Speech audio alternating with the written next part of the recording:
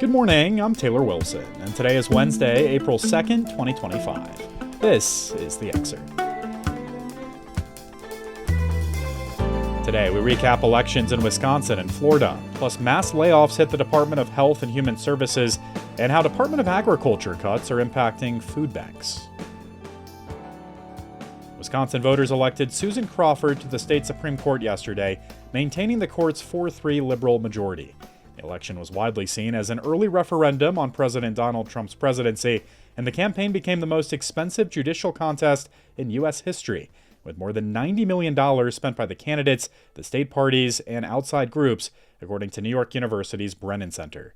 But in another test of Trump's presidency, 2 Florida Republicans won their special elections to fill U.S. House vacancies created by Trump's cabinet picks, though the GOP's margin in the solidly red districts was slashed, compared with just 5 months ago. Republicans had been expected to easily hold both seats. Republican State Senator Randy Fine defeated Democrat Josh Wheel, a public school educator, and Republican State Chief Financial Officer Jimmy Patronis defeated Democrat Gary Valamont, a gun violence prevention activist.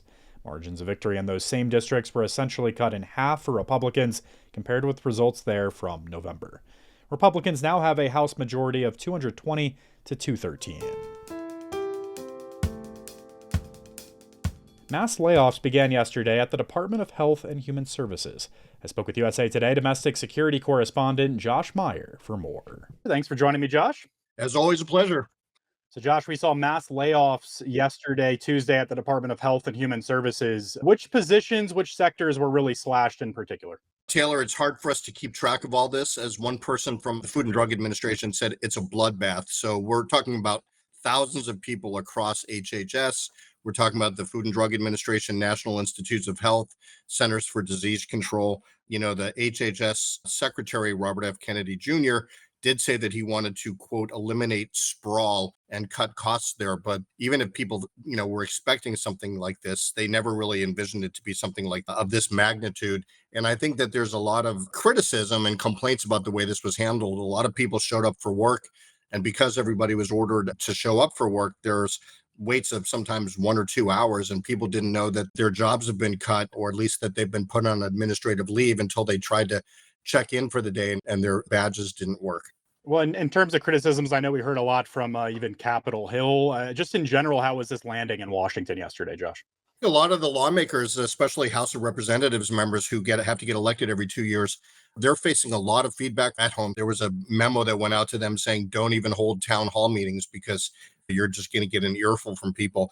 But I think that the way the cuts are coming down and some of the programs affected are really going to be hard for them to sell to the public. I mean, you're even talking about research for brain cancer, for making sure that our food supply and our drugs are safe, pharmaceutical drugs. I mean, this really goes across the board, and it reminds you of how sweeping the government is when it comes to protecting health and human services for people. In terms of the Trump administration view on these cuts, Josh, are they holding a similar line to previous job slashing in recent weeks? I mean, just what are we hearing from them? Yeah, they're saying that this is part of the effort by Trump and billionaire Elon Musk to shrink staffing levels in federal government and say that this is exactly what we were elected to do. But there's one thing, I think this is what critics are saying and the public is speaking out to, and a lot of people that were laid off. And again, what happens is these people are not technically laid off. They're put on administrative leave. And then after a certain period of time, then they can be laid off according to, federal government rules. So that's what's happening here. But it's one thing to lay off a lot of people.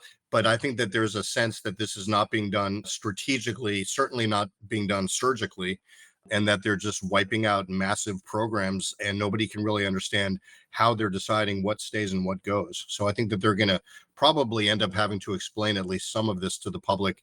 Elon Musk just did an interview on Tuesday, and he said that DOGE, the Department of Government Efficiency, is the most transparent in government. And I think that that's not exactly the case, but whether it is or not, they're going to have to articulate these decisions and show why they made them. Amid all this, Josh, House Democrats have launched a probe into HHS Secretary Robert F. Kennedy Jr.'s response to the bird flu. Is there anything you can tell us here? Kennedy has been a longtime vaccine skeptic. He has said that he doesn't support a bird flu vaccine for poultry and has instead suggested that the virus be allowed to spread among chickens to identify those with natural resistance.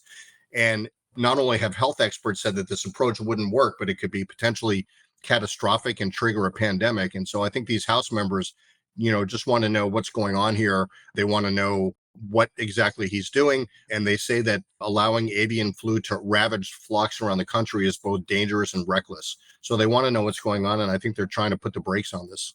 All right. Josh Meyer covers domestic security for USA Today. Thanks, Josh. My pleasure. Thanks, Taylor. Democratic Senator Cory Booker yesterday delivered the longest recorded floor speech in Senate history, breaking the record set by segregationist Senator Strom Thurmond in 1957. Booker said that he decided to undertake the marathon speech because Democrats have a responsibility to do something different in the face of the unprecedented changes taking place in the first few months of Trump's second term as president. These are not normal times in America, and they should not be treated as such. The Trump administration this week acknowledged an administrative error led to the deportation of a native of El Salvador, but the government has no interest in returning him to his wife and child with a disability, according to court documents. Kilmar Armando Abrego Garcia, a resident of Beltsville, Maryland, was among the hundreds of alleged members of crime gangs MS-13 and Tren de Aragua the government expelled from the U.S. to El Salvador last month. But he had won a court order from an immigration judge in 2019 that was supposed to prevent his removal. His wife and child, who are both U.S. citizens, filed a lawsuit calling for his return. In filings earlier this week, government officials acknowledged the administrative mistake that sent Garcia to a notorious prison in El Salvador. Still, government lawyers said he has been found to be a danger to the community, so the public interest is against ordering the government to orchestrate his return to the United States. Abrego Garcia was ordered deported in 2019 after a confidential informant testified that he was an active member of the MS-13 gang, according to government lawyers. He then applied for asylum, asking for protections under the UN Convention Against Torture if he were returned to El Salvador. An immigration judge found he was deportable but withheld his removal. You can read more with a link in today's show notes. Cuts to Department of Agriculture programs that provide food for schools and food banks have communities across the country worried about hunger. I spoke with USA Today national news reporter Janine Santucci to learn more. Janine, thanks for hopping on today. Thanks for having me. So starting here, Janine, just tell us about the cuts to government funding for programs that help food banks. What sorts of slashing have we seen here in recent weeks? There have been cuts to a couple U.S. Department of Agriculture programs that help food banks. The first one is the Emergency Food Assistance Program, and that involves the USDA purchasing food from farmers and food producers and sending it to food banks so that they can be distributed in low-income areas. Some of those organizations have told the USA Today network that they're expecting fewer food shipments under that program going forward. The other program, which is called the Local Food Purchase Assistance Cooperative Agreement, and yes, that is a mouthful, works by creating non-competitive agreements for the purchasing of fresh food from local farmers to go to food banks. So they both essentially are working to get food from farmers into the food banks so that they can be distributed to people who are hungry. And together, that's over $1 billion in funds that was cut.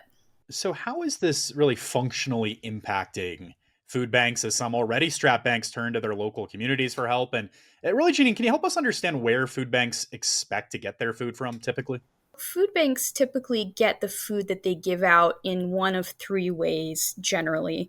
The first is through donations from people in their communities, from individuals, or donations from grocery stores, companies, etc. The second is through food that's purchased using USDA funding, like the programs we're talking about. And the third way is food that they purchase themselves with pretty limited resources, and that's kind of a minority of the food that they give out. That's according to Vince Hall of the nonprofit Feeding America. He says that food banks right now are facing record high demand because of inflation making the bills that people are paying difficult across the country. Organizations that give out food and the farmers who grow it and have benefited from these programs have told the newspapers within the USA Today network all over the country, from Arizona to Iowa to Delaware, that the cuts are going to impact them. And one of the things that they'll just have to do is hope that community members will step up their donations, because otherwise there's just going to be less food. Well, as you said, Janine, this is really a nationwide conversation, but how does this hit rural communities in particular?